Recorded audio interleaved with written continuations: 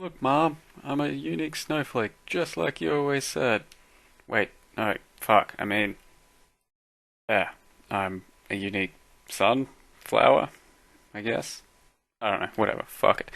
So anyway, guys, I recently started a Incinerate character with the goal of using a Sire of Shards, which I found, just because, I don't know, I'd never actually touched it before, and I'd never really touched RF either.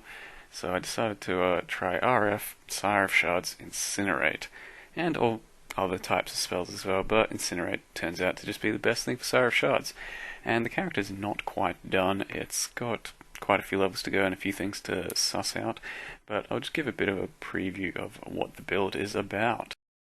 Sire of Shards is a staff that adds 4 extra projectiles to any spell you socket or projectile in your staff, and as well as that makes it go around you in a nova shape rather than a direct attack.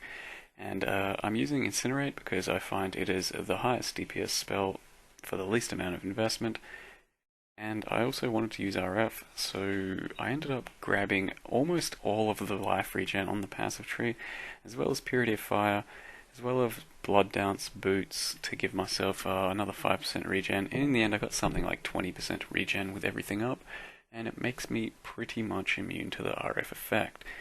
Now this allows me to scale damage pretty nicely, and gives me a really good AoE on certain situations. It's best on open maps, but still works in certain boss rooms like this one.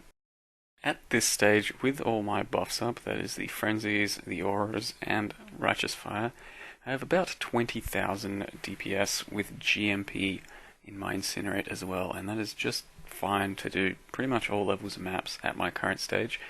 And I have an absolute shitload of life thanks to a Calm's chest I am currently wearing. Calm's chest is something I have not previously used as well, so I figured I'd slam it in the build. Whether it's the best choice, I'm not entirely certain. But all in all, builds ended up doing some pretty nice clear speed and surpassed my expectations for what I thought it would do. Still have a bit of things to figure out and level up and grab passives and all that, so I should end up with something like 6 or 7,000 life, and potentially a bit more regen than I currently have.